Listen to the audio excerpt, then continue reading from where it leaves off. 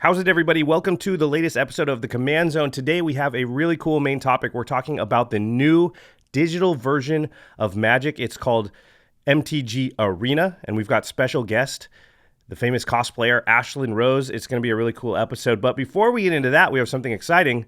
We have our M19 preview card. Now, full disclosure, for the first time ever, I am here in the studio alone. Jimmy is abroad. He had a big project come up. We're going to talk about that a little bit more at the end of this episode. Okay, so on to our M19 preview card. It is Arcades the Strategist. Yes, it's one of the Elder Dragons. In fact, at the time of this recording, the other four Elder Dragons, Nicol Bolas, palladia-mors, I'm testing myself, Chromium, and Vivictus Asmati have all been revealed. And we're, I guess, the last one, Arcades the Strategist, who was previously Arcade Sabbath, is back. The card is 1 green, white, and blue, so 4 mana total for a 3/5 flying vigilance Elder Dragon. And it says, whenever a creature with Defender enters the battlefield under your control, draw a card. So anytime you play a creature with Defender or a wall, all the walls have been errated to have Defender, all the old walls, then you draw a card. And Arcades also says, each creature you control with Defender assigns combat damage equal to its toughness rather than its power and can attack as though it didn't have Defender. This is kind of opening up, I would say, a new archetype or a new tribe that wasn't available, although that's not technically true, right? I think the obvious comparison here is to Doran, the Siege Tower, and Doran was kind of maybe the go-to card when we were talking about wall decks before, because Doran allowed all creatures to assign combat damage according to their toughness rather than their power. So this is a little bit different for a few reasons. I'll read Doran really quick just because we're doing the direct comparison here. So Doran was also an Abzan card. So Doran costs black, green, and white for an 0/5 legendary creature, a Tree Folk Shaman, and it said each creature assigns combat damage equal to its toughness rather than its power. So that's the sort of most direct comparison to Arcades, but there's some differences, right? So Doran is Abzan rather than Bant, so you're kind of trading blue for black, which you know I'm going to like because blue. Doran affects all creatures, so Doran makes your opponent's creatures assign their combat damage according to their toughness rather than their power, which didn't tend to matter a lot because, you know, most other good creatures are usually like 2/2s and 3/3s, but every once in a while it does. Arcades, however, has card advantage because every time you play a creature with Defender, you draw a card. And I would imagine that most Arcades decks are going to just have, 90% of their creatures have Defender. Arcades also allows defenders to attack. So in Doran, people would sometimes build a wall deck, but Doran actually doesn't by himself or herself cause the walls or the defenders to be able to attack. You would have to get another card that allowed that. And there's a number of cards in history that do that, but Doran didn't automatically. So you sort of required another piece, whereas Arcades automatically just on the card allows your walls and defenders to just start attacking. So that's kind of, I think, a big thing. And no other commander really did that. So some people would build like Corona wall decks, just 5-color walls and things like that, but you would still have to go find the piece that'll let the walls attack. But now you don't. So I think this is really opening up a tribe that sort of wasn't really very well supported before, which is exciting. So Doran often had creatures, that was just big butts, as we say, that just had large toughness to power ratio. And, often it was Tree Folk tribal as well. So I really like Arcades. I think that this is going to open up wall decks, which walls are really cool cards. And there's some fun interactions we've seen in limited environments. My only sort of disappointment maybe, or the only thing I sort of regret here is that Arcades doesn't have red because you can't play Vent Sentinel. But I understand that the original Arcades Sabbath did not have red. You kind of got to stick to the colors that the card was. And they really did keep the flavor of the original card because Arcades Sabbath from Legends, the original Elder Dragon, I believe you paid 1 white and you pumped the toughness. And it also said that your untapped creatures that weren't attacking got +2 toughness. So they really did stay in flavor with what the original Arcades Elder Dragon was. So let's talk about some cards that come to mind here when maybe you're building this wall deck or building around Arcades the Strategist. The first one, I think, obviously is Assault Formation. And Assault Formation has been reprinted, I think, one time. It's 1 and a green for an enchantment. It says each creature you control assigns combat damage equal to its toughness rather than its power. Arcades already sort of does that, but Arcades only does that for creatures with Defender, so Assault Formation doesn't care if the creature is a Defender or not. But then there's 2 activated abilities on Assault Formation. It's 1 green, target creature with Defender can attack this turn as though it didn't have Defender. Again, this kind of doubles up what Arcades is already doing, which is fine because, you know, your commander doesn't always just live. A lot of times people remove it, especially if you had like lethal on the board and they're like, I don't want those walls attacking because that will kill me. I'm going to get rid of Arcades and turn off your all your defenders' ability to attack. So having a second way to sort of make that happen, and Assault Formation only costs 2 mana, so you might be able to drop it where they're not expecting it because it looks like Arcades is going to cost 6 or 8 mana and you don't have that. Assault Formation for 2 mana, boom, comes down, 1 green, attack with all my walls. And also, Assault Formation has a second activated ability, which is pay 2 and a green. Creatures you control get +0/+1 until end of turn. So because Arcades and Assault Formation make your creatures assign combat damage equal to their toughness rather than their power, it's basically giving fire breathing to your whole team for 2 and a green. And again, you can do this multiple times. So if you have 6 mana, 9 mana, 12 mana, you can really pump your entire team to a pretty high level. Another sort of group of cards that comes to mind for me here are the Retribution of the Meek or the Slaughter to the Strong, sort of board wipes that only wrath all the big creatures. So Slaughter to the Strong, I'll read. It's 1 white. It's a sorcery. Each player chooses any number of creatures he or she controls with total power 4 or less, then sacrifices all other creatures he or she controls. Walls don't have very much power, and because you're assigning your combat damage with their toughness rather than their power, you're probably playing a bunch of like 06s and 04s and 05s. And so your total creatures with power 4 or less might be all of your creatures. Now, Arcades does have 3 power, so there's that. But I think there's a good chance you can save most of your creatures, but everybody else maybe only keeps 1 if they want to keep, or maybe 0, depending on what their board looks like. Retribution of the Meek, which I mentioned earlier, Fell the Mighty, Dust to Dawn. These are all wraths that could be sort of one-sided wraths in your favor because they're all wraths that are based on the power of creatures. And the power of your creatures is very small, even though they're still hitting very hard because they're hitting based on their toughness. I really like that kind of interaction. Another card that comes to mind immediately is Meek Stone. It's a 1-mana artifact, and it says creatures with power 3 or greater don't untap during their controller's untap steps. This is just perfect in this deck. I doubt you'll even have a creature besides Arcades who has Vigilance that has power 3 or greater. Most walls don't have 3 power or more. They're usually like 06s or maybe like 15s. There might be 1 or 2 that have a little bit of power, like there's Wall of Swords and things like that. But because you're assigning combat damage based on toughness, you don't even necessarily want those cards. You want the ones that have really high toughness to power ratio. One of the partner commanders I think would go really well in this deck. It's Sidar Kondo of Jamora. He costs 2 green and white for a 2/5 legendary creature, Human Knight. Has flanking, that doesn't matter. But what he does say is creatures... Oh, he's also a partner. That doesn't really matter because he's going to go in your 99. But he says creatures your opponents control without flying or reach can't block creatures with power 2 or less. So again, because all your walls, their power doesn't change. They just assign combat damage based on their toughness. So if you swing in with an 07 wall, it still has 0 power, even though it's going to hit them for 7 damage, which means they can't block that creature unless they have a creature with flying or reach. So I think this card is very powerful because it makes a lot of your walls and defenders unblockable. And then there's a bunch of walls, of course, in this deck, or a bunch of defenders. And some of the cool ones, or the ones I think are going to be required, are, well, for one, you get some sort of specialized ramp.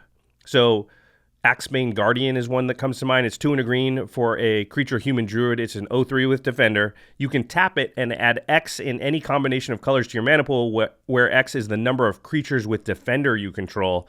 So if you got 4 walls, Axebane Guardian taps for 4 mana in any combination of colors. Overgrown Battlement is another one which taps for green mana according to the number of defenders you have. Another cool wall I think is pretty awesome in this deck is Crenellated Wall. It's 4 mana for an artifact. It's a wall. It's been errated like most walls have to say that it has Defender. It's an 0-4, I said. You can also tap it and target creature gets 0-4 until end of turn. So it's kind of an onboard trick because if you're giving target creature +0/+4, you're actually giving it 4 power as well. Not technically power, but it's going to assign damage according to its toughness. So if it's an 0-5 and it's attacking and you tap the crenellated wall, now it's an 0-9 and it's dealing 9 damage. And it still does get that toughness boost. So it kind of gives +4/+4 in a way, which is a pretty big thing and makes your walls impossible to block. And then the last wall I want to talk about is Shield Sphere. It's 0 mana for an 0-6, but it counts as a wall, so it has Defender. And if Shield Sphere is assigned as a blocker, you put a -0, -1 counter on it. Now, in this deck, that's a 0 mana 6/6. That seems kind of nuts. And, I mean, it's kind of like Sarah Ascendant, except for it doesn't have lifelink, obviously, and it doesn't have flying. But it costs 0. And, you're probably not going to, if you don't want to, you don't block with it, so it never gets the -1 counter, and you just use it as 6/6 and smash face really early. And if you drop this on turn 0, I can see you getting in 3 or 4 hits with it before anybody's got the ability to deal with it, because it's hard to play something that can block a 6/6 before turn 4 or so in Commander, and that's like 24 damage or, maybe more depending. So this seems crazy to me. I think this would be a really cool deck and pretty unique in that it's not a tribe that's really been fully unlocked until now. I think, ironically, it would be a wall deck, but it would skew aggressive, skew more aggro, because walls usually have a very high toughness to their CNC. So you imagine you're playing kind of a deck that I'm just realizing something. I was talking about Shield Sphere. You play it on turn 0, and you could attack on turn 1, but you can't. You have to play Arcades first before you can attack with it. And I'm sure a lot of you are screaming at your radios or your screens right now. I apologize. Shield Sphere is still good because still 0 mana 6/6, but you won't be able to swing until Arcades is out. So you can't actually swing until turn 4. I still think that's great because on turn 4, people are unlikely to have something that can block a 6/6. It's not quite as good as I just said. Okay, sorry. Still, I think the deck will skew kind of aggro because once Arcades drops down, I imagine you turn 0 Shield Sphere, turn 2 some other wall, turn 3, Axebane Guardian, play Arcades the Strategist, and now swing with everything. And you could be swinging on turn 4 for somewhere in the realm of 18 to 20 power just because walls just have a lot of toughness. So it feels like it will skew aggro. But because Arcades gives card advantage, remember that first line of text is whenever a creature with Defender enters the battlefield under your control, draw a card.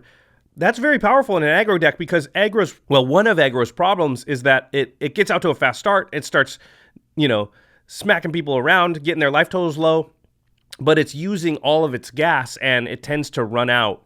But Arcades actually does provide card advantage. So this actually feels like one of the more viable aggro decks because your commander allows you to replace every card you play that's a Defender or a wall, obviously. But to replace a lot of cards you play, it almost has half of Zendikar Resurgent on it, not the mana part, but the card draw part, which I think could be very, very powerful. So this seems like a great commander to me. It's also only 4 CMC. Arcades, again, is 1 green, white, blue, 1 in Bant.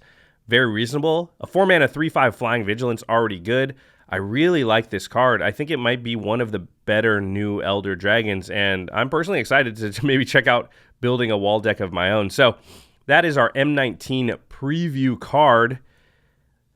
And I guess I've said enough about it. We'll probably talk more about these Elder Dragons in future episodes. And of course, we've got the M19 set review coming up.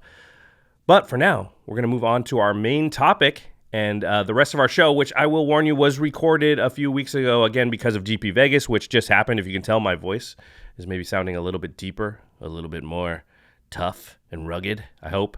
It's mostly because I'm super exhausted and a little bit getting sick. Very common, happens after a lot of conventions. GP Vegas was awesome. Again, we'll talk more about that, I'm sure, in the future. But for now, let's head on to the main part of the episode and the main topic.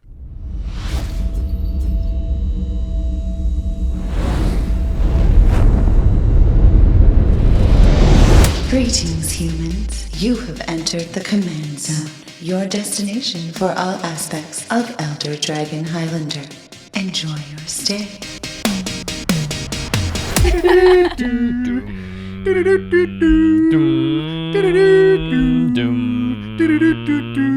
the final countdown. Oh my gosh. I just skipped to that part. I like the. Yeah, I gotta get the drums in there. It's the final countdown to the beginning of the episode. Good segue. Wow. And we made it. Welcome, everybody, to the Command Zone podcast. I'm your host, Jimmy Wong. How's it? It's Josh Lee Kwai, and today we are joined by our friend, Game Nights alum, and Magic the Gathering cosplayer, Ashlen Rose. Hello. Hello. Yes. So you guys may remember, Game Nights. Who did you cosplay as?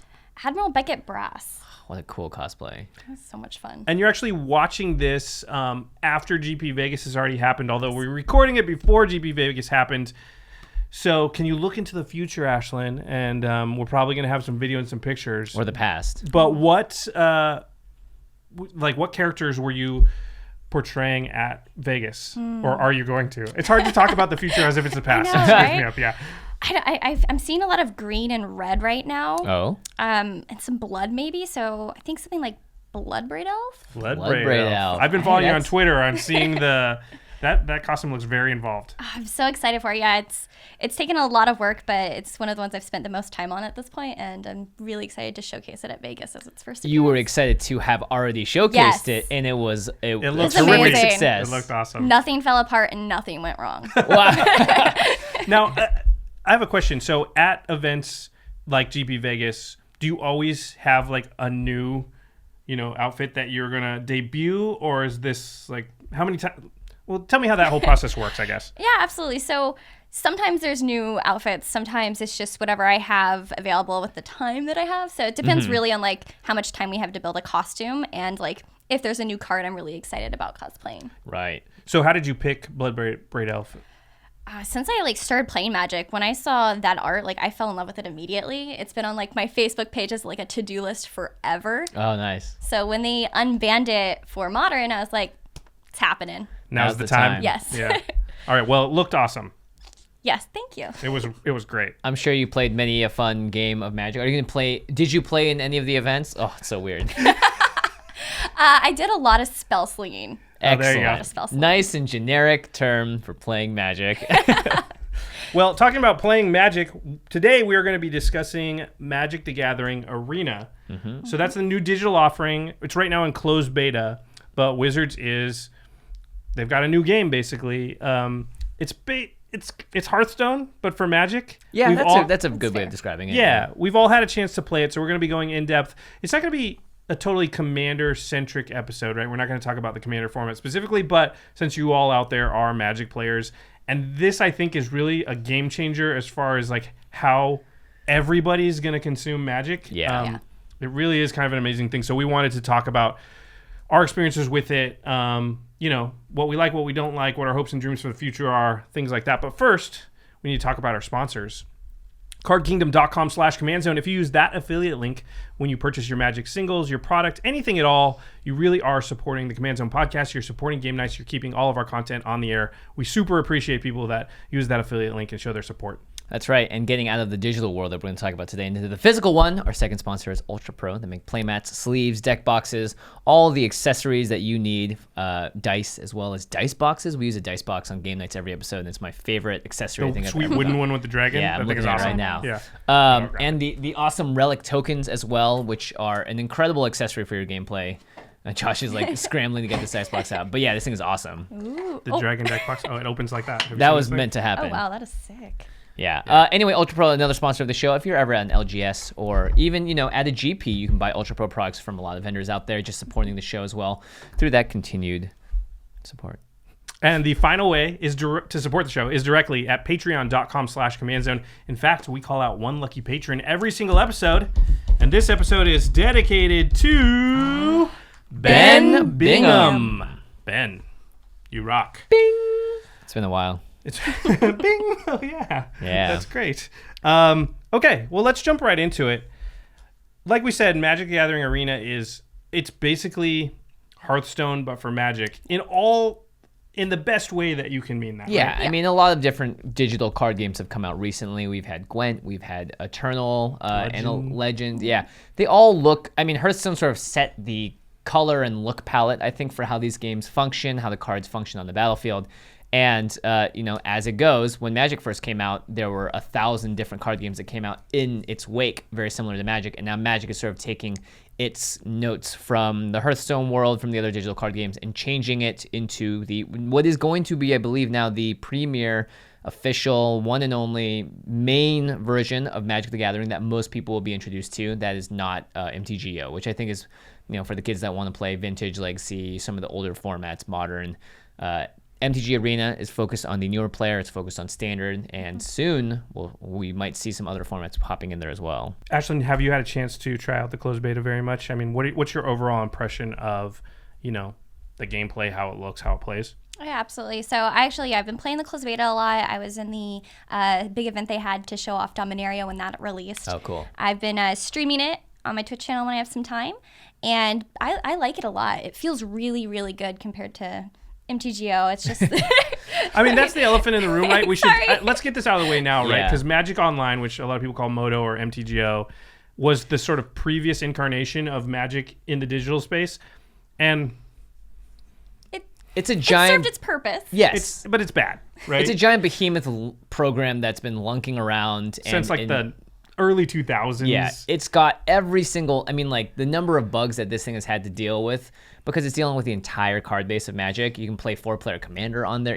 There's a lot you can do with this program, but it's a bit awkward and is not user-friendly in the least bit. The number of misclicks I made when I first started playing are awful. Things that you would never, ever do in real life. And it's clunky, too. It's not smooth.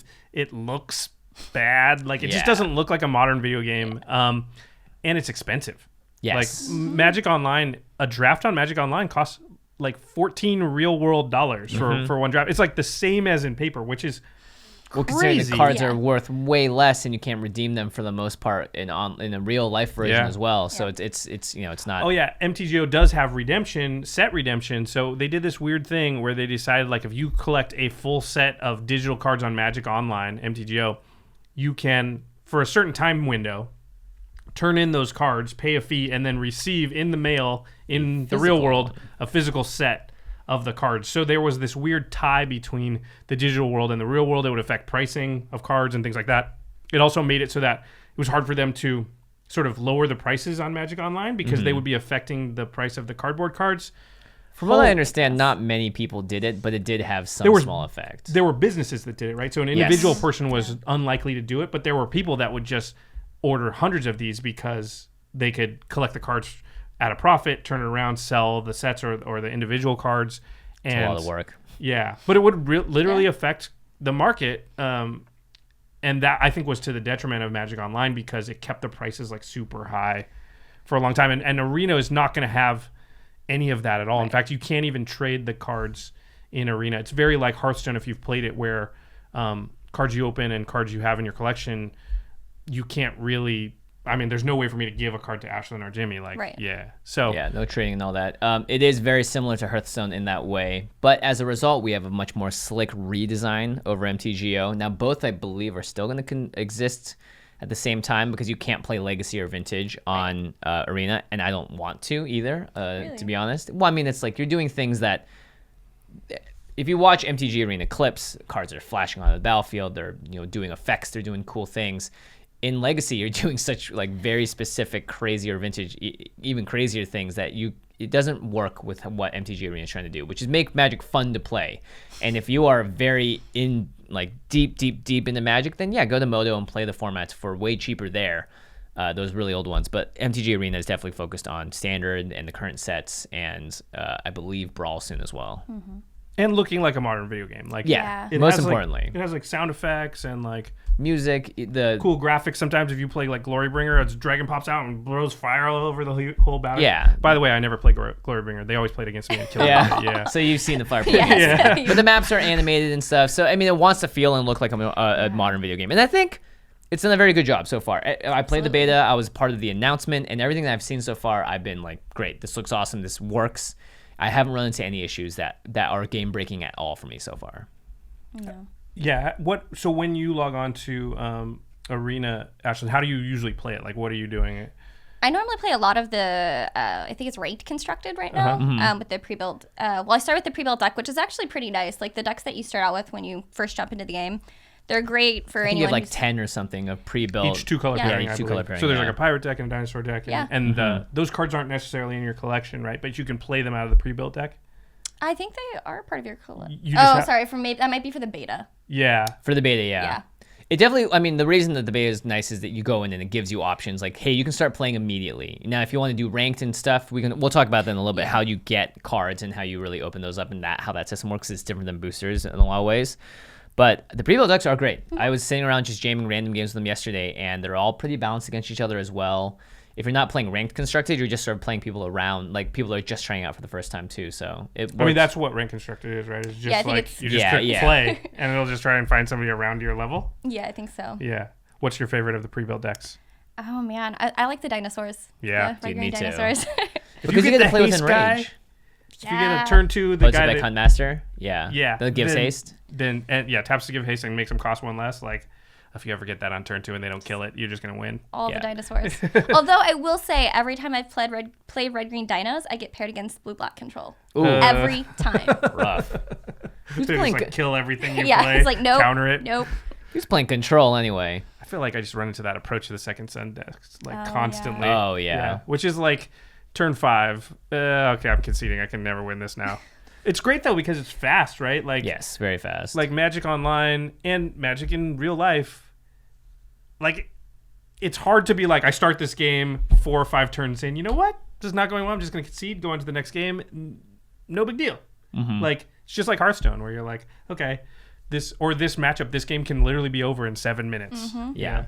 So that's one of the things I think is really cool. Well, let's talk about right now, because it's beta, you can sort of play on the ranked construction, which is just like a ladder system kind of, or ELO, like you kind of go from bronze to silver to gold. Yeah, you get a little ranking every time you win, you lose low when you lose. Yeah, and you can build your own pre-built decks from cards. You can win packs, buy packs, and build from your card pool. It feels a lot like limited in the early rankings. And then once you get higher up, you start running into people who have got a lot more cards or bought cards, and we'll talk about how to do that in a little bit. And they're real decks, and then you either buy a real deck or you lose a bunch. They are very Go real back decks. down to We're talking standard playable decks at a Yes. certain point. And then there's a constructed tournaments called Quick Constructed, and that's like kind of like a league on Magic Online, or kind of like like an F&M kind of, right? Yeah. Yeah. Where like Play you certain show number up of with, matches, there are prizes to be won. Yeah. yeah, you show up with your deck, and then you play until you've either got 7 wins or 3 losses, whichever happens first. And based on how many wins you got before you got 3 losses, you kind of get prizes. And I think the prizes are like a certain amount of gold and then cards. There's card rewards too for Quick Construct. Have you done any of the Quick Constructed yet? I'm too I don't want to take a pre-build into there, Yeah, right? exactly. Right. Like I know for a fact I'll just get stomped on and be Yeah. like, I just spent a little bit of this in-game money for nothing. have you used like any of your cards to build a deck that wasn't the pre-builts? Yeah. We've made like a green white cats deck. Nice. Yeah, kitties are fun. Also we don't have Kaladesh yet, but I've been doing the blue white auras, which Right. is a lot of fun to play. Right. So by the time you're hearing this, Kaladesh Oh, will yeah. have come out, and they'll have done a whole thing, and we'll talk about that. But at this point, we don't have Kaladesh yet or Ether Revolt, and not the full standard. So they don't even have the standard ban list yet, but they will by the time you're hearing this. Future. Yeah. So Quick Constructed is a weird name for it. I thought I thought that was the original quick play. And I Yeah. was like, wait, why are Why they does it asking say for an quick? entry fee and why are all these other things? It's like, but it is quick, right? That's the reason that leagues, I think, really changed Moto for the better is that they should just call it mini tournament or something, right? Like, Yeah. just so I know what it is, because Call I it didn't top even 8. click on it for a long time because I Yeah. didn't. I was like, oh, and then I was like, oh, I know what that is. Yeah. Okay. Let's talk about draft though, Josh, because this is something that you've been able to do. They've been opening up certain things on the weekends, sort of stress test some of the features, and drafting is one of them. And it's a bit different than real life drafting right now. But from what you told me about it, it seems like it's a huge improvement for what you want to be doing, at least with your time constraints. Yeah, so on Magic Online, the only thing I ever did on Magic Online was play drafts or sealed. I only played limited. I never built a single constructed deck on Magic Online. I never did like a modern tournament or anything. It was just too hard to gather all the cards, build Yeah. that deck, learn to play it. It's a lot easier like, hey, I just need to learn this limited environment, play it. Draft. Yeah, and it was a good practice too because we used to draft. So I'd be like, before we're drafting, I'm going to draft online a couple times so that I'm like, I got inside information. So that was something I was really excited about for Arena. And right now, they only have drafting against AI, which... But playing against real opponents. Right, so that's confusing, right? So during the draft portion, when you're opening the packs and picking the cards, you are against artificial intelligence in that draft pod. But then once you've drafted all your cards and built your deck, you play against opponents with that deck, against real-life people. So I was super skeptical about that because it sounds like... Yeah, you're drafting with computers. And So playing with yeah, people. either How's all that the decks are work? going to be broken and the AI is going to be horrible, or all the decks are going to be not good because the AI is going to like do weird stuff and I won't be able to read signals or whatever. And it was totally fine. It was, you could barely tell. I mean, I think there's certain strategies that people have found out, like the AI doesn't like certain cards, and so we can skew towards certain decks. But Interesting. But only it's in the margins. It's not like a huge. That's why they're percentage. stress testing it too to Yeah. see Yeah, these things exactly. happen. But it made it super fast, and you can even just pause or quit in the middle of the draft and come back and pick it up from that point, which you cannot do, right? If I'm drafting against real people, I'm in it for the entirety of that draft. Because like, how do you middle of pack 2? I'm like, I gotta go. Hold on, guys. Take my dog to the dentist. Yeah, my dog. Yeah, exactly. Or I have to go to the bathroom, or I forgot. I got a phone call I got to take, or whatever. Yeah. I can't. That's it. I'm just going to lose that entire draft. But if you're drafting against AI, you're just like, I'll come back to it later. You come back and it's the same pack what you were on, and you just pick it up. So that part of it was really awesome. And then the gameplay is just great, and you're just playing with your deck that you drafted. Yeah, let's talk about that for a little bit. Ashlen, how have you felt? Because the game does a lot of automatic stuff for you. There's also a full control mode that you can enter into. How often are you just playing and letting the game choose what mana to tap, what cards to do, and how often are you like, I need to do this so I don't mess it up? I think it really depends on the deck you're playing, because certain decks, like, you have to be very mana specific. Like 4-color decks, I've noticed a lot with, like, you want to be in more control of that. Right. But more often than that, with like the pre-built decks, it's pretty safe to like let it tap your mana for you when you want it to. A full control I don't really use. Like when it shifts from phase to phase, I let it handle all of that and like put a stop where I need it, which is really Right. nice. Like I don't have to worry about putting F6 down or F2, and it's really smooth. Yeah, there's little buttons along the bottom, and you can sort of say it just for the next turn. I want to stop at this point. Yep. And like the upkeep's the one you kind of use the most, where you're like, well, upkeep matters next turn, so I'm just gonna click that, and then next turn it'll stop in the upkeep and allow me to do something. But most of the time it just skips that because I don't have anything to do. Yeah. The mana tapping needs some work. Yes. I do agree. Pretty stupid. And it's also going like this, which is a little tilting to me because I look at it, I'm like, that's not tapped. That It doesn't full tap, yeah. doesn't full tap. I mean, it like fades out the color a little bit, yeah, but it is a little tough to choose the mana right now. That's one thing that I found a little bothersome. It'll be interesting. Do you think that the mana tapping will... Because I think one of the big things this is going to do is introduce new players to Magic. Like, this is the new go-to, right? If somebody's like, I'm interested in Magic, once it's out officially, I'll be like, go play Download- Magic Yeah. Arena, because that's going to be way better to teach you. And we know they're going to create a new player experience and some stuff. They've talked about that. But I wonder if that's going to cause... We're going to see, like, in 3 years, will most people be tapping, like, that 45-degree tap? Because that's what it is in the game. Like, Yeah, it's true. I mean... Don't, by the way. A judge is going to come up and be like, excuse you, it doesn't look like they're tapped enough. Your opponent can't tell. Yeah.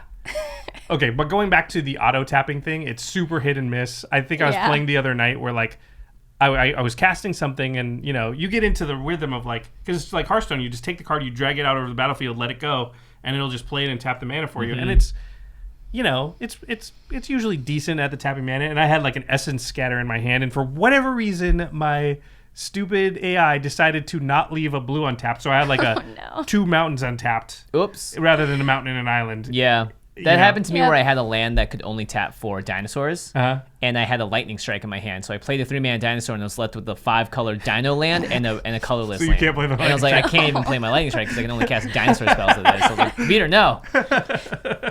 But there is a full control mode. You hit control, literally, and then it enters you into a mode where you get to make all the decisions yourself. Yeah. So that means you can react to things being cast when they enter the battlefield. You get to get all of the triggers that you normally, well, not triggers, all of the times that you can react and have priority Yes. that you would in a normal game. And you can also, like, what I've started to do is leave the auto tapping on because it's a little too unwieldy to not have it. But then on the spells where I'm worried about it, you can click the mana manually before you cast it and then Yeah. drag it out, and it'll use mana you've already used. Also, if you take the card and you sort of hold it out over the battlefield, it'll highlight which lands it's going Right. to tap. Right. And you can look and be like, well, nope, don't want to do that. Yeah, and then do exactly. it yourself. But sometimes you put it over and you're like, yes, those are fine. the lands. It's fine. And then drop it. Yeah.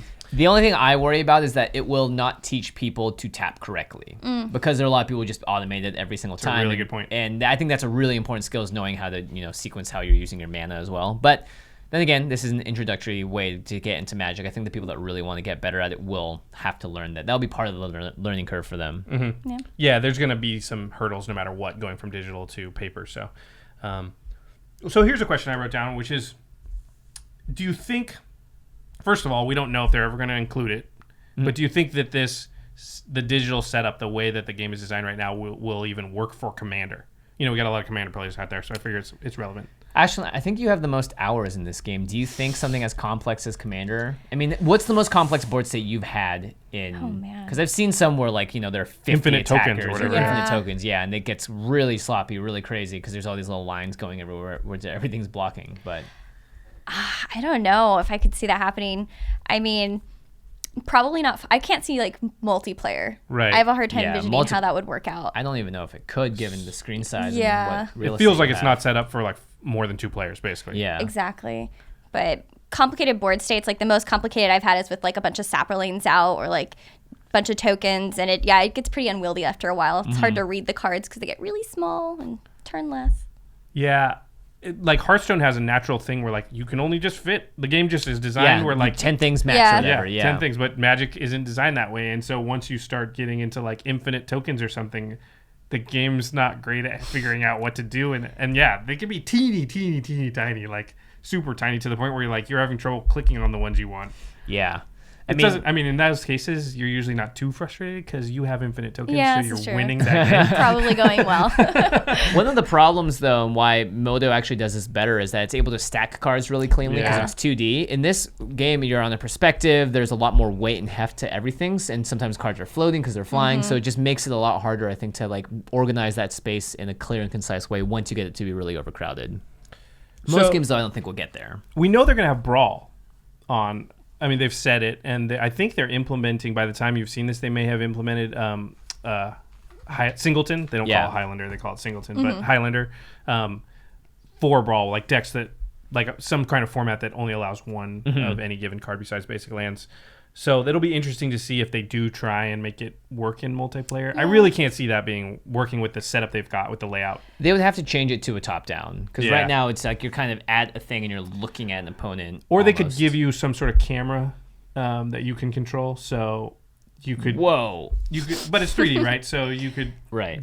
Not that you can control exactly, but maybe like I'm gonna multiple look at camera your guys' positions. hands, yeah. Like old 3D Mario games, you couldn't really control the camera, but you could set it in one of like 3 or 4 different positions. Right, I see what you mean, yeah. So maybe there's an overhead, and then there's each player's, and then the normal like your board Yeah. state. So you Yeah. can look at everybody's board state. I don't know. That seems crazy. They're not going to do that. It seems very tough. Yeah. Especially like attacking different people as well. How do you signify that? There's a lot that goes into multiplayer that is very intense. Brawl they said is great as a 1v1 format, so I could see that being their singleton format. It makes sense for me that at least in that world.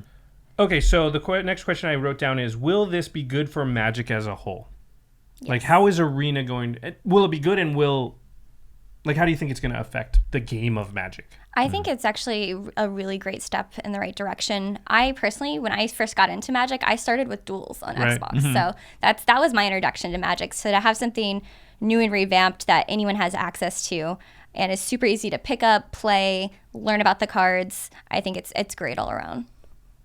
I mean, it feels like a game changer to me for Magic. Like, this is going to make it accessible to a lot of people that it just wasn't before. And it bears the familiarity of what Hearthstone has created in the marketplace. People see it and they go, oh, I understand how this works. The Yep. cards come down, they do a flashy thing, they make a sound effect, and they attack, and they're doing damage. Okay, cool, I can get into this.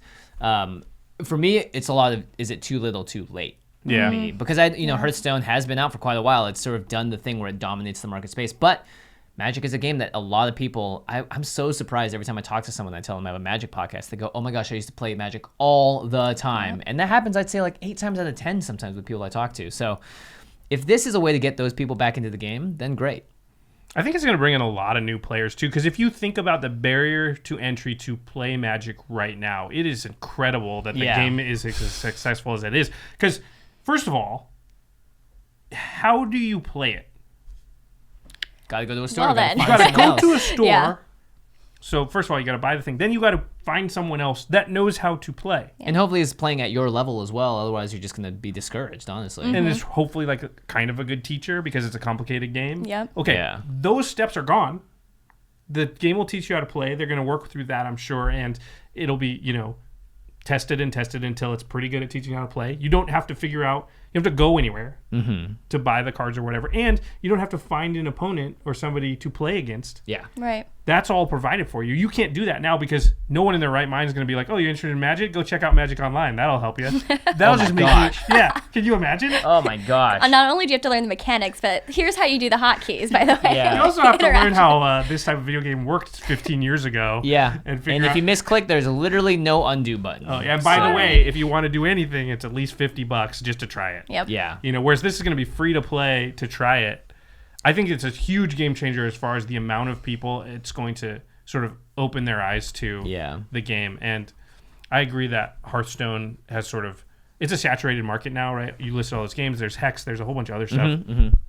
And the one thing Magic has going for it is that it has stood the test of time as far as we know that game is good.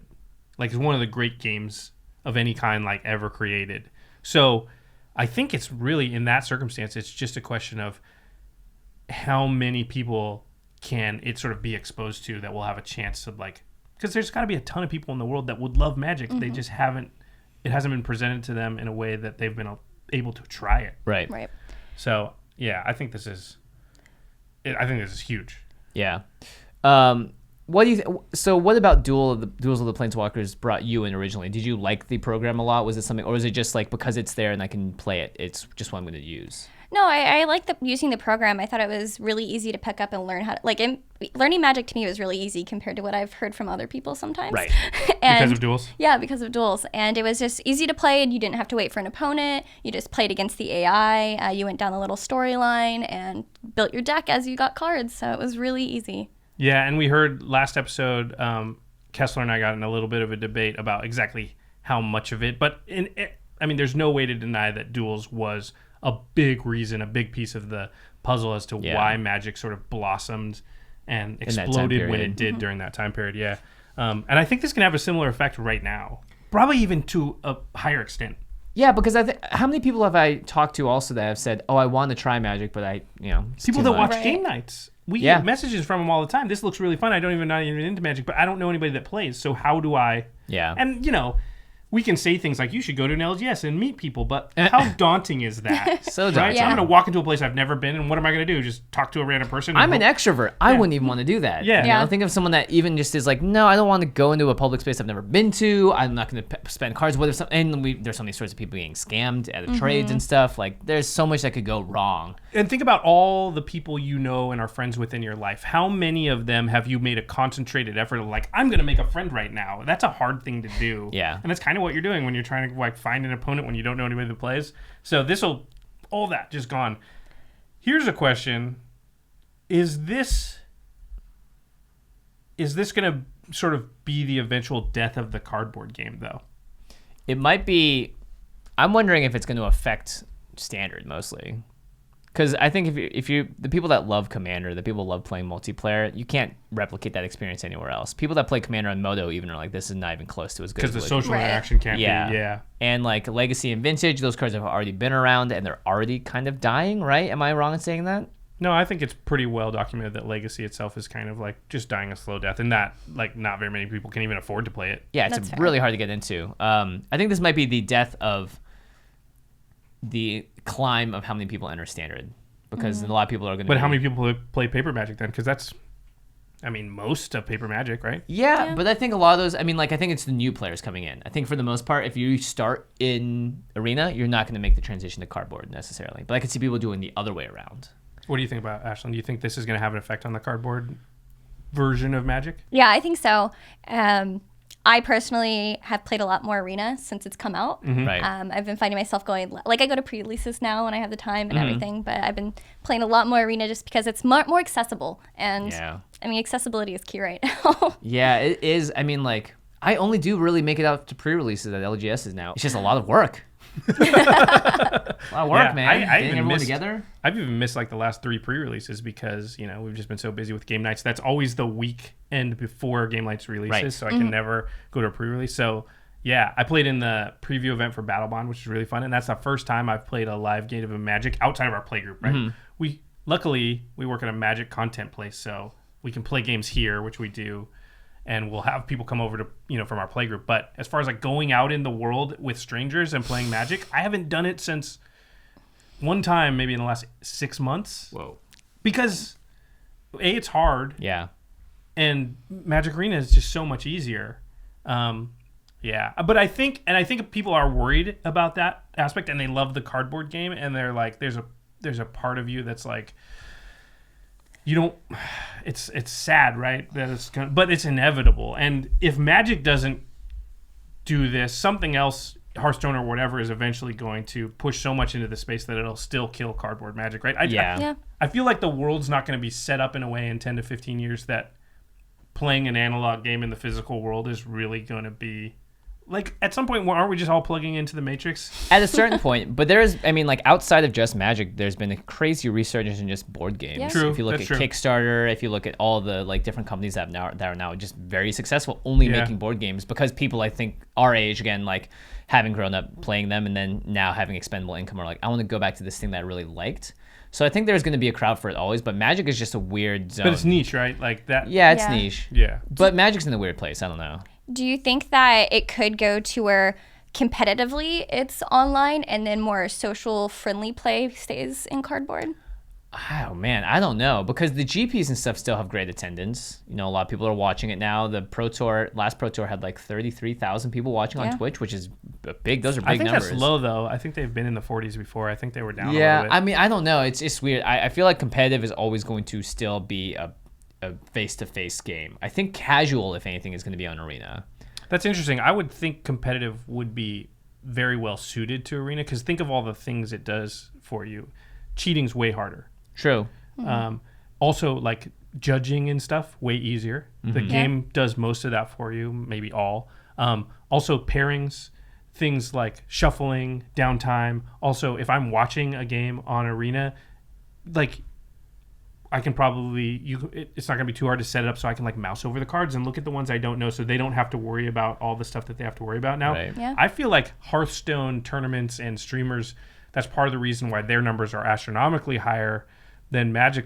Oh, for sure. Yeah. Because Moto's it's so much awful easier to watch. Yeah. Well, Yeah. and physical Magic is awful to watch. Yeah, And for sure. so, you know, I think that I think we're going to move towards more like Hearthstone is, where Pro Tours and things will be played digitally. It just solves so many issues that they've got. And maybe you have the players still sitting across from each other, because that's the part you lose. And that's why Commander doesn't work, which is the social, the nonverbal interaction, the thrill of They victory. lock them in their own rooms. Yeah. So Yeah. they can't even talk to each other. But you still want thrill of victory, agony of defeat. That's just a huge. It's like it's part of being a person, is like reacting to the emotions of somebody else, and part of the draw of watching those things, honestly, is like the celebration when you win or the heartbreak when people lose. So, yeah. That's why reporters are always sticking microphones in athletes' faces either after they've won or lost and going like, "How did this feel?" or "What do you think?" Yeah, because that's really the draw, right? It's not like recount, you know, what happened. It's like, how did it feel when it happened? It's interesting. We'll have to see what happens. I would much rather watch Arena online. Yeah. And because I watch a lot of Twitch from my phone, it is impossible Oh my to watch gosh. So Magic small. on your phone if it's paper, even in Moto, because you're just like, if you even have like, Even if you know every card, and we do set reviews for them, Yeah. right? Yeah. And you're still like, what is that? And one of the other big things with the paper version is it's so hard to see people's hands and what they have in it when True. you're trying to watch it competitively. well, you see them at the Pro Tour with their iPads being like, please just hold your hand up, and they're like, oh, got it, okay, got this. Even then, it's like this little text if you're watching it on your phone. Yeah. It's just like, and you have to know what it does, because it just tells you casting cost and name, and you're like, wait, is that the 2 mana 2/3 or is that the 3 mana 3/2? I don't know. Yeah. It's tough. Okay. Okay. All right, so that's sort of the gameplay discussion. Now we're going to move on and we're going to talk about the game economy. Oh, yeah, we have a traditional. Oh, man. Nailed it. Made it Nailed off. it. Okay, so we're going to talk about the economy in Magic Arena. This is kind of the big, most controversial part about it. And one of the parts that's still in flux. They're still sort of messing with it. But That's why it's in beta. yeah. So they've got a system right now that's not that different than Hearthstone, honestly, or any of these games. They have two types of currency, gems and gold. Yep. They're trying on purpose to sort of keep a way that you can sort of tell what costs real money dollars and what you can get through like player rewards and free-to-play systems. So the gems are purchased, using your credit card or whatever. Yeah. And the gold is stuff that you can either, mostly you just win it as rewards for like quests. So there's daily quests, just like Hearthstone, and it'll say, I don't know, play 25 lands, and then you'll get 500 gold. Yep. Yeah. Yeah. Or cast 25 green and Green or spells, red spells. Yeah, Yeah. they do it for every color, I think, when you first That's the start. great thing Yeah. about the pre-constructed decks, right? Is like I'm like, I need green or black spells. Well, Cool. pre-constructed deck, play that deck for, Yeah. until I pass this quest, and then you get gold for like each win up to a certain amount. Yes. So I believe like the first 5 wins you get gold, and then you can win a certain amount of packs per week, I think. Yeah, it scales up. Like I think like every 5 wins you get gold, and like every like 10 or 15 you get a pack. They've been messing with it and changing it. Yeah, so when you're watching this, it may have changed. So don't quote us on the exact numbers, but the way that that's set up is that you do quests, you play games, you get wins, and you win gold and packs. And gems are purchased. And gems can be used to enter events or buy packs. Yeah. So it sounds more complicated than it is once you're in it. The big innovation, the really sort of thing that nobody else has done is they have wild cards. Yeah, wild cards Yes. are what we need to talk about. So wild cards are cards in each rarity level, so common, uncommon, rare, and mythic. Sometimes when you open a pack, and I think you can win them in certain events, you'll get like a wild card at a certain rarity level. And that card you can turn in for any card at that rarity level. So if you want Glorybringer, but you haven't happened to open any in your packs or anything, but you're building a deck and it just needs Glorybringer, you can say, oh, I've got a rare wild card. I'm going to cash that in now, and that rare wild card goes away, and now you have a Glorybringer in your collection. And that's it. You can never turn the Glorybringer back into the wild card. Right. You've done the one-time swap for it. This is supposed to allow you to construct the decks that you want to, rather than being sort of forced to play only what your packs open. Have you guys messed around with I'm so scared to use my wild card. Well, it's because you need to build a deck with it. Yeah. I was watching Kenji do the red deck wins version of it, and he was like, all right, well, I got to use this on Hazoret. And, he was able to build a pretty close version of that Raymond Up Ruins deck originally. But it was sucky because it's like, well, if you ever want to build another deck, you got to grind all these wild cards, or just hope you get lucky with your packs. And that's why, because there's no trading, you got to use the wild cards.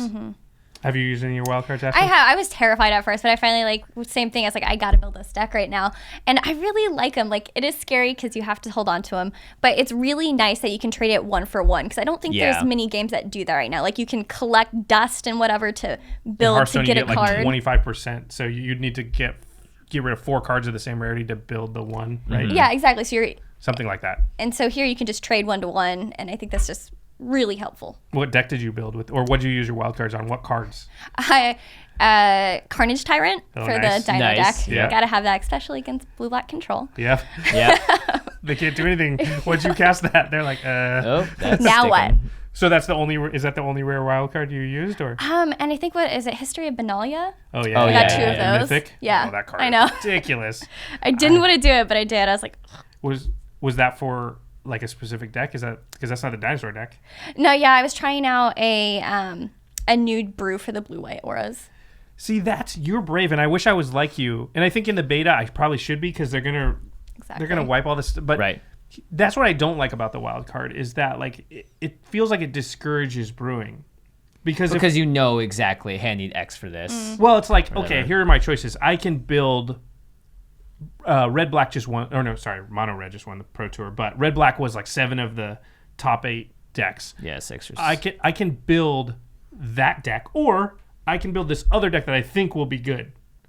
But if I use my wild cards on one, I can't build the other. Yeah. Well, I'm going to build the one that I know is good, because that's going to allow me to win more games, which will allow me to collect more gold and win more little quick constructed mini tournaments and things like that. And so I feel like I'm forced to build to be less creative, right? I don't have the leniency to try and like brew a deck that I think might be awesome, but I don't know, and so it's just too dangerous. And maybe if there was a way for you to also convert cards like the 4-1 that wasn't just wild cards to get cards that you wanted, so that gives you at least a little more freedom to build decks. I mean, I can see why they may not want to do that. They probably don't want people to all just get tier 1 decks immediately. Have to kind of work for it. But Magic has always been a pay-to-play game. And, in real life, you just go and give a certain amount of money to get a card for a deck. Right. You don't need to wait to get a mythic-specific wild card, So it's interesting how they're balancing that here. Yeah, I do feel like you're punished for using your wild cards a little bit too heavily. And that's going to, I don't know, it's kind of a big deal. I do wish they had some sort of dusting or crafting, some way to turn in your cards. Like, they don't want trading with other players for obvious reasons. It creates all these weird real-world money things that they don't want to deal with. But couldn't you have it so I can trade with an AI? Why isn't there a shopkeeper, right? And I can go in and they can set the shopkeeper and because one is called the LGS. Yeah, That's great. it's called Card Kingdom. Yeah, but why can't they have something like that? And that way they could even because one of the things they can't do or deal with in Magic Arena is like some rares are awesome and Glorybringer are bad. Hazaret, and some mythics terrible. are like ones that like nobody ever plays ever. Not to mention some rares are made for Legacy and Vintage, and they just slot them into a standard set. So opening one of those in the standard format is just awful. Yeah, and it wasn't even made for the game you're playing, right? Yeah. Vintage and Legacy are not even available. It's a legendary creature made for Commander, and I open it in Arena, and Commander isn't even a supported format here. And if I could go to the shopkeeper and be like, hey, can I trade this in for X amount of gold, or I can, I'll make you an offer for those 2 cards, and they have some sort of algorithm that says, boom, and they could change it based on Real. Well, History of Benalia is worth. But can you actually do that? Because Wizards doesn't want to recognize the secondary market. Because you could say now all of a sudden your Hazaret tie it into it costs more, and it's great. And then those people are really excited to open a Hazaret, I mean, the shopkeeper can just work based on rarity, right? Yeah, I could do rarity and rotate out again. Like different days, you have different stuff available for certain periods of time. Yeah, that's good for them too, right? Like it's not always available, but I got to check the shopkeeper every day, or maybe different quest. shopkeepers, different quests. Yeah. Oh my gosh, Opens Wizards, up the whole thing. We are not for hire, but yeah, I think that's a big downside right now. Is the wildcard system itself is cool, but the fact that it locks you in and it's so hard to sort of pivot. Yeah. That's one of the most fun things about Magic, right? Is brewing that deck that you're not sure, but it might be awesome. I want to be encouraged to do that, not punished.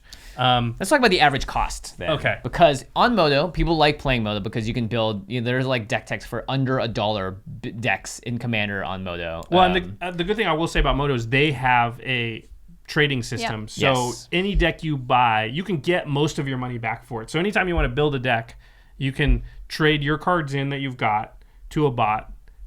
For you get tickets, one ticket's $1 essentially, and you get pretty good return. It's not 1-to-1 obviously, but you can do this thing where you just put all the cards in the thing and go to a bot and it'll just all right, I'm going to buy half your cards from you like that. And it's really fast and convenient. Maybe you're not min-maxing getting the max out of every single card price, but it's sometimes great, I just got 30 tickets just for all these cards I was literally never going to touch again. And then you take those tickets, you go to another bot and you go, I'm going to buy all of the cards for this deck, and then. Those cards, you have them, and then if you ever want to do them, you do it again. You can sell them and buy the next deck. So when we're comparing prices with MTGO, it's not quite fair, and Paperwork's sort of the same way, right? Right now. So here's what they've said: the average cost to play is that, and right now the only real way to sort of spend money and then get cards is just to buy packs. Yeah, you can't buy singles directly. There's no shopkeeper. And they think it takes about 120 packs, give or take, to create a tier 1 standard deck. So that means using the wild cards from the packs you've opened. And so that's it. You get about 96 packs for $100. So we're looking at $120. Yeah, I mean, a lot of standard decks are closer to $300 now. So is that good? I think it's a much better price. Yeah. But I don't know if you're going to convince someone that is just getting into it to be like, hey, you want to play this game? It's not $30. It's not the price of a video game, right? I think that's what a lot of people measure stuff up by. Hey, you want to? If you said you can build a deck for the cost of a video game, I'd be like, okay, not bad. But this is twice that. No, it's over 100, which I think to a lot of new players is really intimidating. And is that something that you think you'd want to do? I mean, I like to grind out the packs through quests and dailies. Like the option to have a free but time consuming way to do it is helpful. I do think though as well, like when you're starting out in a game like that, like even with Hearthstone, you don't jump in and like go for a tier 1 deck right away. That's really so good. Right. Yeah, that's a really good point. I think it might be okay, but yeah, the economy's still in flux right now. It seems high to me. I mean, I know that's way cheaper than in paper Yeah. and MTGO, where it's like you said, it's probably a little more than twice that amount. But like, you're not competing with those two things. You're competing with Fallout. You're competing with, you know. I also don't want, your cards are going to rotate too, right? I think a lot of people, I mean, in Hearthstone too, right? Same thing happens, but they do have, doesn't Hearthstone have one like They have, eternal a format? Wilds or something. Yeah. Yeah.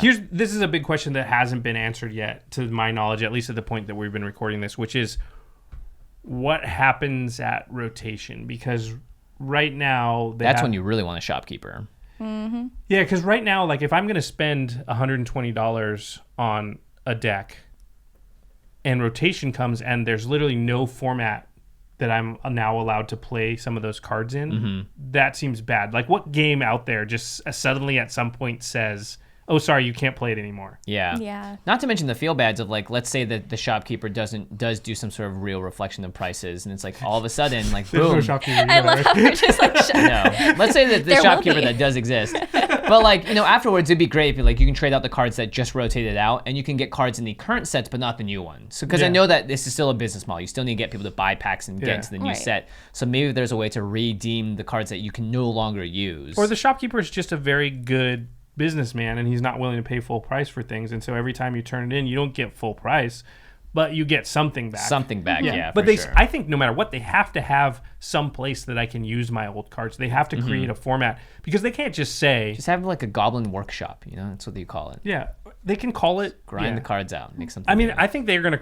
My guess is, and I know nothing, right? Like I know it gets murky because Game Nights is sponsored by Wizards, and we do occasionally have some insider knowledge, but we know nothing about Arena.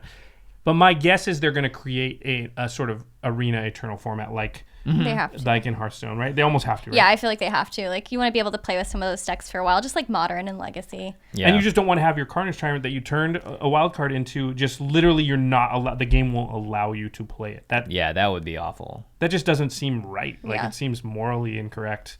They have to give you some place within the game that you're still allowed to. Maybe it's not the premier place. Most people are playing over here. But if you want to use your old cards, then you can play. Maybe it's the Arena format. Maybe this is what Frontier was trying to do, and I could see that sort of porting over to paper too.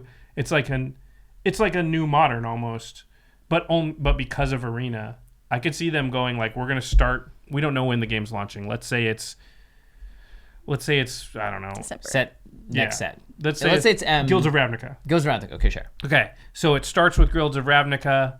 Depending on how they roll out the game at that point, maybe the Arena format really only has Dominaria. It starts at Dominaria and just goes forward, basically, because that's what Arena has in it.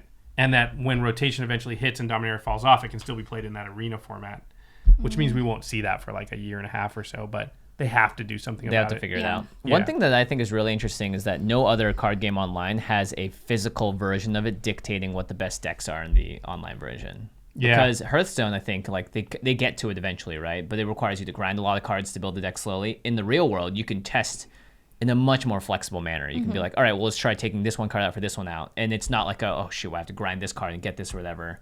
And I know a lot of the top players have that option. But in the real world, you have, maybe not millions, tens of thousands of people grinding for the best decks. And the Pro Tour to show you what's the absolute best at that moment. So I'm interested because I think a lot of people will get to that same feel bad of like, well, you just paid more money so your deck's better. Like you could buy the Pro Tour deck or whatever. Yeah. I mean, in Hearthstone, I think you have to if you want to be in the top competitive, though. You've sure. got to open a certain amount of packs to have access to the cards to build the top tier decks, right? Yeah. So I think that's But I no bet different. if Hearthstone was a physical card game, that people would, it's impossible, by the way. Yeah. That people would have figured out even better tuned versions of those decks, right? You think so? Yeah, for sure, because you just have more people playing it. Because Yeah, I Magic don't has pro teams sitting there grinding it out. You don't have like all these different pro teams across the world grinding out Hearthstone decks. I see. every I'm not day. that familiar with the Hearthstone thing. Do they not have teams for their big tournaments? They and They do, stuff? do. but I don't know if it's as intense as and as in depth as Magic is able to. But they can get. scrape a lot more data in general from everybody else that's playing, right, to find out Yeah. things that Magic can't do. You only have Magic Online now. They've restricted a lot of that information. There's also no sideboarding too, so I don't know Oh. if that exists in Magic That's a Arena huge, or if they're going to do that thing. either. Yeah, so It's interesting to think about. I'm not sure how that affects everything.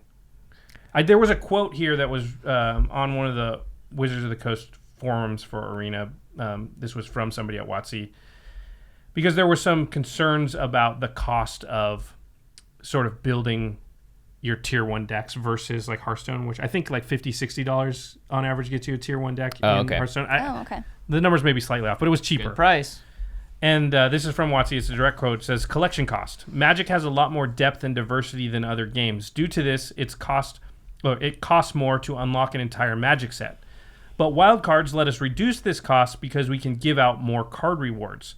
We're more expensive in total, but we also offer a lot more gameplay. This was a very controversial quote that was getting a lot of people riled up online over the last like week or so, of Wizards basically saying that they're okay with their game being more expensive. It's kind of like, yeah, we're more expensive, but we're better. What do you guys think about that? No comment. I don't know, right? I don't know if you can equate better gameplay to a more expensive game, because you could say 2 video games cost the same and one is incredibly better, but you're not going to charge more money for it. Yeah. I think it's... You know, I could see that being like World of Warcraft. Sure, pay a monthly subscription fee, but I don't think you can justify price based on gameplay that is also, I guess, very subjective. You could have a Hearthstone player come and be like, "This game sucks," right? Right. What do you mean it's better? I'm going to pay more for this game? No, look at all these things I don't like about it. You know, like this is like from a Magic player's perspective. So I don't know. I mean, it seems like a bad mindset, and I hope they change it, which is like, hey, it's okay for... Because as much as we were sort of like super happy on the gameplay and like saying like, oh, it's a game changer and like it changes everything, the one way you could mess it up is to sort of put it at a place that's unattainable for a lot of people, right? Yep. Like you undo all that stuff we said earlier about like, hey, it brings new players into the game, and blah, blah, blah. If all of a sudden it's just expensive and that just like automatically like this amount of people just aren't going to play it. No, absolutely. Especially in like the digital world, like people's time and attention span can change like that. You want to be able Right. to keep them in and keep them playing. So having a higher bar for that compared to something like Hearthstone or other mobile games. Yeah.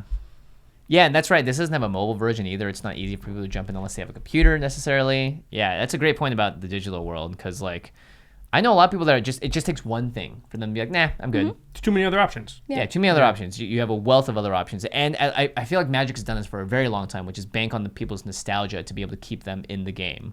And for them to forgive whatever slight they have felt or like anger they have towards something. Be like, well, I love the game, so then it overrides this. Which is something that I think has a limited amount of time before that goodwill will just not work, because you'll have so many new players that don't have that prior history of it. Yeah. Yeah. Dangerous. One thing I will say is drafts are lining up to be, and this is probably the primary way I'm going to consume Magic Arena. Me too. They're lining up to be fairly cheap and quite a bit cheaper than Magic Online and real life. I think somebody did some EVs I saw on Reddit or something, and they were making a lot of assumptions. So these aren't exact, but they're probably close. Is like the average draft will probably cost you like a little under $2 or something like that, which is pretty great. I mean, if you're an average player, right? Yeah. Just for the average player. So if you're really bad, you probably shouldn't be drafting yet. You should probably. But if you win like half your games or a little over, then... And I was like, that's pretty good. Yeah. Because you figure, you know, the drafts are fast-ish, but still, like, if you do, you know... I mean, how many drafts are you going to do like a week? I'm not a streamer or anything. I'm going to do 2. You know? Yeah. That's pretty great for the price that seems like good value as far as like entertainment $2. True. So And on top of that, you also get the option to use currency, the gold that you've earned through just playing the game and completing quests to do a draft if you want as well. yeah, that's actually a really good point. If I'm going to do 2 a week, one of them's probably free actually, because Yeah. I think you can earn like one draft through the gold rewards from the quests and the daily wins and things. And you get to keep all the cards that you get, so you can be helping to build that tier 1 deck, or a good deck that's going to allow you to also like climb the ladder or make your wins faster, make those quests easier. Yeah, that was something I liked about it. Okay, we're going to move into the sort of questions, the future, what we don't know about Magic Arena yet, either things they maybe have talked about or hinted at, or things they haven't. And, I think the shopkeeper would fall under this. Yeah. Does he sell potions too? You've seen that video? It's very original. Because remember, it's still closed beta, and the game is sort of changing all the time. And that's one of the reasons we want to do this episode, is because we get to get our thoughts out there, hear your thoughts, and, hopefully we know people like Gavin Verhey and things do occasionally listen to our show, and that means any comment you make in the comment section is something that Wizards could hear. Also, everyone's free to sign up for the closed beta right now. Yeah. So you can just go, we'll have the link below as well, so you can just check that out, and, if you're accepted, I would recommend downloading the program just to play it, just to be like, wow, Magic in a new, pretty fun format. Super fun. I'm hoping we can get some beta keys to give out at some point, probably not in this episode, but... Okay, so... Ashlen, we didn't say, but you've worked in the video game industry for a while here. As a person in that world, are there any things you see that you wish would be done or they'd think about or anything like that? I think one of the bigger things is definitely being able to play it on mobile, iOS, Android. Just having that accessibility is really, really nice. The shopkeeper, I think, is a really, really great idea. I could just picture like different bundles and offers that you could be doing just to keep people interested and having a little bit of variety in the game as well. And you could do the things Hearthstone does with the shopkeeper, which is like you could have different borders on your cards, or you could have, that's things the shopkeeper... They've said they're going to have skins and things like that, so maybe that's a... Bling out your deck in a different way. The tablet thing, I think is... That has to be number one. They've got to do it. They did it in Unity, right? So that they can bring it over to Mac. And I would hope so, yeah. Yeah. I mean, look, if they're not going cross-platform mobile, that I think would be the death knell of this entire thing. It'd almost be like just repeating the mistakes of the past with Magic Online if they didn't do that, right? Well, I mean, like, we've been playing Slay the Spire a lot, and I've talked to a lot of friends, and they're like, if they don't make a mobile version of this game, it's not going to succeed. Yeah. And I'm like, yeah, it makes total sense. It's so easy, too, because you just... Yeah, and like 90% of people like are using their phones for everything now. It's very rare. I mean, on all my YouTube channels, pretty much the vast majority of people are watching it on mobile. I think Game Nights is one of the few shows, and ours, because it's a podcast and you can put it on a computer at work, that people watch more on desktop than anything else. But in general, it's mobile everything every day now for humanity. Ashlen, on Twitter, did I see you were playing with like a touchscreen computer? Yeah. So that's basically like playing it on mobile, It was great. Yeah, seriously. My laptop, it's touchscreen. So yeah, just clicking and dragging everything. It interacted perfectly. And you're just like dragging the cards out, tapping your lands. See?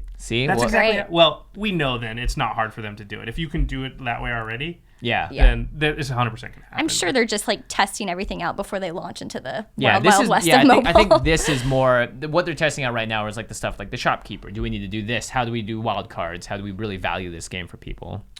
Something else I heard they're testing out. I didn't write it down, but I believe I heard this. Okay, this is where we get in trouble. I think I read this though. That they were testing like. If you open physical packs of Magic cards, you might get a code. I think they were testing it in New Zealand. New Zealand's where they test all this stuff because it's like a Western country, but it's very small, so you can actually use it as a good analog to. Yeah, but Jimmy, you're gonna find out pretty soon. I'll let you guys know. I'll send you guys an email. Yeah, but that's another thing like Pokemon does and a lot of other games do, right? What do you think about that? Like I buy physical Magic cards and I get a code that gives me digital ones. That has to be the best thing to do because then you're winning on both fronts. People get to have the physical cards. Maybe you'll maybe you'll drag them into the Magic world and entice them into the Magic world. Maybe you'll stuff them in the cage. Just over there in a little van. The cards. Come on in, kid. I got cards for you. I think it like encourages what Magic really wants, which is a world that's interconnected and everyone's playing Magic in different ways and choosing the one that fits best for them. But the only other problem I could see is that people there'll be a secondary market for those codes, right? You could just think about all those stores that crack open all these packs and then sell the codes out.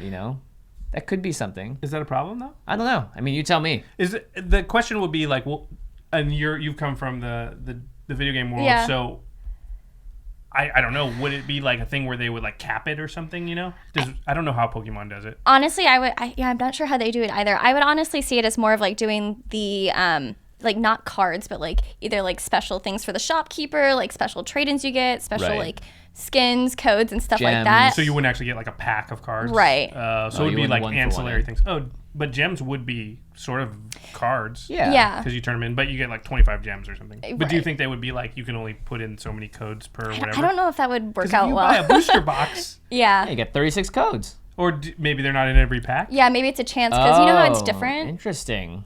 But would they really care if they just said, yeah, if you want to buy 6 cases just for the digital codes, like have at it. That's not bad for us either. Yeah, I guess so. I guess there's another secondary market that would pop up if that happened. But people make money in the Moto stores as well. People sell the token cards and the emblem cards, so isn't really not different than that. I wouldn't think. That's an interesting thing. Okay, things we wish they had. Crafting. I think crafting is important. Yeah, just a different way to use your cards other than only waiting for wild cards. Having it all banked on that, it doesn't seem like a smart play. It just, man, I really don't want to be in a situation where like I built this deck and found out that like I don't have that much fun playing it, and now I'm just stuck there. Yeah, you have nothing to do with those cards. Just let me turn it into some percentage of a deck that I think I will have fun with, you know? One of the things I would really like, it sounds probably a little silly, but when you're building your deck in the deck building mode, they have 2 different views right now. So you can switch it to like a side view with all the cards you can go through. And then there's like the other one that's similar to how Moto normally works, where it's like at the bottom. But I don't think you can separate it by creatures and spells right now. Oh, really? Yeah. Huh. And I don't know, it's just something I really like to do when I'm building a deck. I guess they have the thing on the side as well, though, that shows you. But I'm with you. The one thing that Magic Online, MTGO, does better than Magic Arena is the deck building feels way smoother and easier in Magic MTGO. And I wish they would just take their cues from MTGO, because that deck building is intuitive. It allows you to lay it out however you want and totally Sort makes it really sense. quickly too. Yeah, I do have trouble in deck building where I'm like, how many creatures do I have? And I have to physically count them or click on another thing that makes so I can't see everything else. That's a good one. They need to, and I think they've said they're going to do this, but peer-to-peer matchmaking so I can play my friends. Well, first of all, they need to have a friends list, which I think they're going to. I think at one point they accidentally had like a little grayed out area where it was going to be, maybe at some point. Anyway, there's no way that they have a friends list on Moto and they won't have a friends list here. They're probably just slowly implementing, I'm assuming. Yeah, because hopefully peer-to-peer matchmaking would be great. Yeah. Yeah, because you want to be able to set test. up like Play. Exactly. That's how you're going to test, and then it's also a way that like, you know, you could set your own parameters with somebody and play for fun where you can be outside of the whole like gold and that whole system. And also if they're going to run tournaments of any kind on it, which I'm assuming they're going to, they have to have it, right? Yeah. Yeah, I would think so.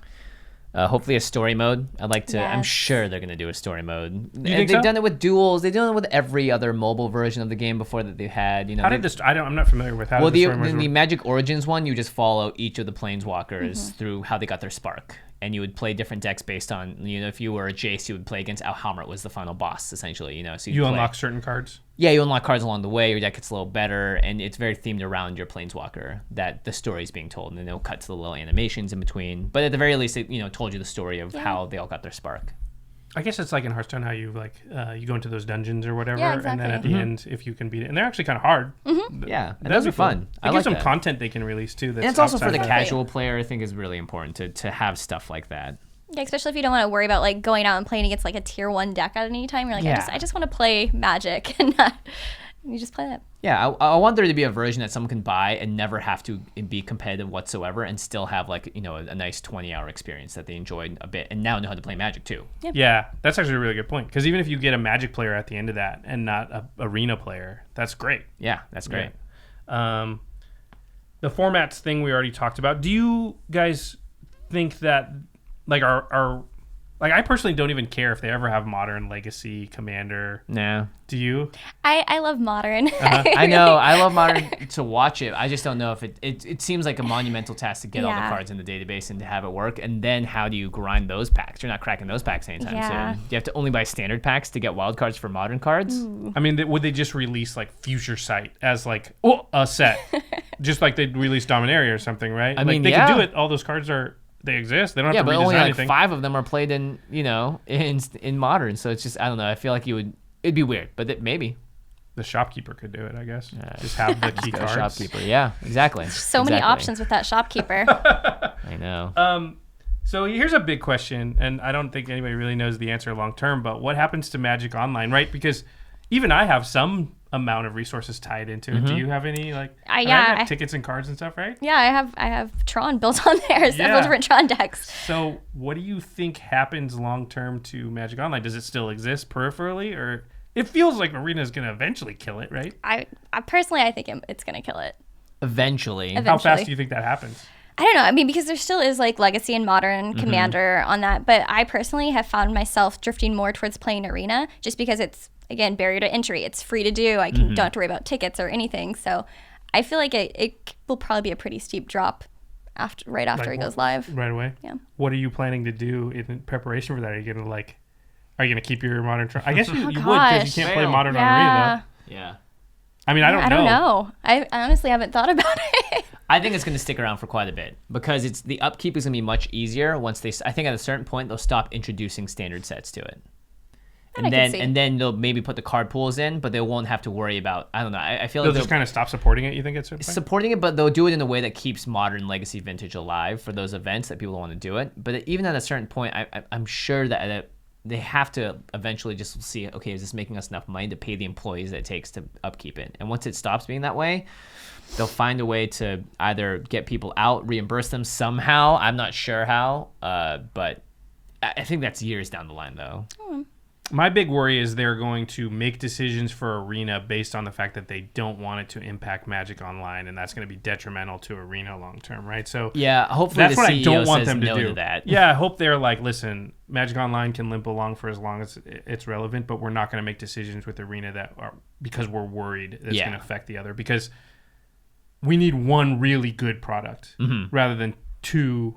Okay. Or one that's good and one that's okay. We need a great one, you know. Yeah. And if that happens to cannibalize the mediocre one, you know, even though I'm worried because it's a moneymaker for them still, even though it's not like the biggest digital game out there. It's still, yeah. That's something that we're gonna have to wait and see on. Okay, that's gonna be our discussion on Magic: The Gathering Arena. It is pretty exciting, and if you haven't applied to get into the closed beta, you really should, and they're letting people in all the time. Yeah. Try it out. It's fun. I think people think like, oh, I'm just never gonna get picked. But honestly, like Terry, our editor, he just applied. Like we didn't like get a bunch of codes from Wizards. Jimmy and I got one, and that's kind of it. And Terry just got in like before I even got my code from Wizards. Like, it wasn't that hard. Yeah. So I would encourage you to apply and try it out. And I think it's gonna be a really good tool to get your buddies and your friends, you know, people that Intro some of the magic with it. Yeah. Just see what happens. We all have people in our life that are like, they know that Magic exists, and they might even ask you a question about it or be like, oh yeah, I've seen people playing that, and that's their knowledge. And until now, it's been very hard to reel them in. Yeah. And I think it'll be a lot easier now. Oh, you know what? You should just download this. Yeah. Yeah. Okay. All right, to the listeners, if you play Magic the MTG Arena, let us know what you think of it, if you tried it out, or if you're ready to play some more, or if you want to even see more content about it in the future. We may, there's a very strong possibility that I will be streaming it on Facebook. Josh and I both might be streaming it from the Command Zone account as well. So if you guys are interested in that kind of content, I know we had the Twitch live stream a long time ago for episode 100. But if you guys want to see us stream this game, or if you want to have thoughts about it, make sure you let us know in the comments. And Ashlen, you stream it, right? Yeah, and Ashlen streams it. Ashlen, where can people find you for that stream? Twitch.tv, Ashlen_Rose. Ashlen Rose. Cool. And we'll have all those links, of course, in the more info You box also do below. like a lot of pack openings and stuff too, right? Yes. Crack boxes. Tuned in for you cracking a box or two. That is like probably my favorite part of the stream, honestly, is like cracking open an entire Is that box of because Magic. it gives you an excuse to rationalize what you're doing? Probably. Because I want to crack all the boxes, but I feel bad. So if I was doing it for entertainment purposes, Yeah. I used to do those unboxing videos, and I was like, this is sweet. Yeah, I can just that. do it for fun. Yeah. And if you want to crack open boxes, then what you can do is go to cardkingdom.com/command zone. If you use that affiliate link when you buy your booster boxes, your Magic singles, your other products like Ultra Pro, dice, sleeves, all that stuff, you really are supporting this podcast and Game Nights. We super appreciate all the support you guys show us, and people are constantly tweeting at us their Card Kingdom orders and what decks they're building. It's fun to be like, oh, you just got a guy's Cradle, that's gonna be sweet. So thanks for sharing and thanks for supporting us. Yep, and of course, like Josh said, Ultra Pro products available at cardkingdom.com/command-zone and your LGS, and a lot of big box retailers as well, so pick up some of that product if you get the chance. Okay. Moving on to the end step, where we talk about something cool outside the world of Magic. Jimmy Wong is up to bat, and Jimmy Wong has an announcement, and Jimmy Wong will stop speaking in the third person now. I am going out of town for a undetermined amount of time, but it will be a significant amount of time. When by out of town, we mean out of the country. Yeah, I will be flying to New Zealand very, very soon. Definitely by the time that this podcast airs. Maybe even by the time the last week's podcast airs as well. That's why I won't be at GP That's why we're Vegas. doing two at once. Yes. and trying to film as much as possible. There may be a couple times when I come back in this process, but right now, conservatively, if I had to be very, very conservative about it, I would say I'm going to be leaving from the middle of June, which is after this podcast is out, potentially all the way through November, maybe even December. Wow. So maybe the rest of this year. Now, we're hoping Jimmy will be able to sort of like remotely call in from time to time, but definitely our podcasting, our normal structure is going to change. We're going to have some substitute guests come in. We've got some lined up to fill in the gap, and we're unsure right now exactly what that'll mean for game nights. Hopefully Jimmy will be able to come back and still maybe not miss a beat, but there might be a game nights or two that he can't make it to. It's okay. I wouldn't have drawn lands in those anyway. So, maybe it's better for me to miss it. Honestly, it could be better for my mental state. Yeah, I mean, I'll have the internet. I'll be in a Western country, New Zealand, with internet. There's a lot of internet there, and the internet works in the other parts of the world. So there will be times where I think I'll be able to Skype in. I'm definitely going to be trying to play Magic out there. If you guys know any places around Auckland, that would be good. I believe I'll be there for the most part. Any Kiwis out there, get in contact with Jimmy because please do. He's going to need a play group. Yes. For whatever free time I have. So I will be gone for a while. It doesn't mean I'm gone from the show entirely, but you guys will be seeing a lot more guests coming up, as well as just, I don't know, hopefully some cool new topics and some new, we'll be expanding in a different way. We'll have some old friends, old and new, on the show. Yeah, we've definitely got some people lined up. Craig will definitely be on the show a little bit more, and we've got another person that's going to sub in for an extended amount of time. We'll be cagey about it for now, but you'll find out soon enough. Very soon. All right. That wasn't I guess it was outside the world of Magic. That's the whole point of it. Yeah, that's the whole point of it. Literally a different part of the world. If you want to check out another awesome Magic podcast, you should tune in to our sister podcast, The Masters of Modern. Alex Kessler, who was on the last previous episode of Command Zone, and Ben Bateman, they talk about the modern format and all things competitive Magic. You can find them right next to us at collected.company or on Twitter at the MMcast. And the editor for the show is Craig Blanchett. Watch the YouTube video versions at youtube.com/the Command Zone podcast. Big thanks to Geoffrey Palmer at Living Cards MTG on Twitter for making the background animations as well as the intro and end animations for the show. And Ashlen, where can people find you on the internet outside of twitch.tv/Ashlen_Rose? Twitter at Ashlen Rose and facebook.com/miss.Ashlen Rose. Perfect. Ashlen, are there any other events coming up that you're going to be cosplaying at? Yes, I will be. I've already been to GP Vegas. Right, that already happened. After that, I will be at GP Singapore. Ooh. So very excited. Oh, I'm so jealous. I know. I already told her that it has the best food in the world, so. I'm going to eat so much food. World. Go to Banana Leaf Apollo. Okay. In Little India. It's literally, I think, the best meal I've ever had in my life. Is that what Shivam recommended you? Shivam recommended me, and he told me that his dad, who's like from India, I think, considers it the best Indian restaurant in the world. Wow. Okay then. And I was like, Holy Shivam would never say that. Yeah, right. So I gotta of course I went, and I was like, yeah, it's probably the best meal I've ever had. Jeez. Yeah, well, it's perfect. not fancy. It's like real Indian food. They don't give you silverware either. You eat it with your hands. Amazing. Oh, wow. Yeah. So, Anyway. Yeah, I'll be at Singapore, and I'll also be at GP Richmond. Oh, sweet. When is Richmond? That's... I want to say, end of the year. Okay, cool. Very cool. So everybody gets to check out that Bloodbraid Elf. Yeah, how many outfits do you usually at a single GP? Is it 2 or 3? Usually 3. Wow. Oh, so wow. every day you're in a different one? Mm-hmm. Yes. And it's... That's amazing. Yeah, I did back-to-back for SCG Con and GP Vegas, so I had to bring 5 costumes with me. And it's 2 giant suitcases that is nothing but costumes. Oh, wow. Now, is Admiral Beckett Brass still in the rotation? Oh, yeah. Yeah. Always. And Dude, that hat. It's so good. I also have the sword now, too. So. Ooh, Oh, nice. you do? Mm-hmm. Sweet. I just gotta find a bunch of pirates to help you out. Right. Will I be Floor. seeing that at Vegas? Have I already seen that at Vegas? Yes, you have. Oh, sweet. It was Nice. awesome. I think you took a picture with me in it. You guys better take a picture. All right, everybody. Thanks for listening. We'll see you next time. Peace. Bye.